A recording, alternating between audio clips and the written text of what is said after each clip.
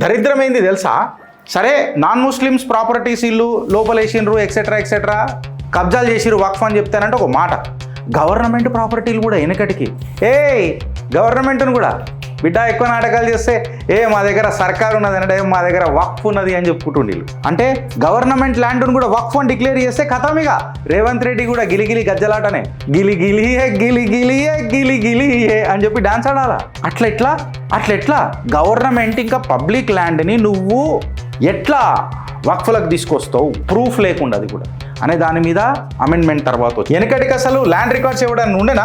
నేను ఖర్చు వేసేసినారా, నువ్వు పోయి చూసుకో, ఇక నువ్వు ప్రూవ్ చేసుకో, నువ్వు మొత్తం తిరుగు ప్రపంచం అంతా. నేను ఇండే కూర్చుంటా రాలేదా లాస్ట్కి చూద్దాం తర్వాత.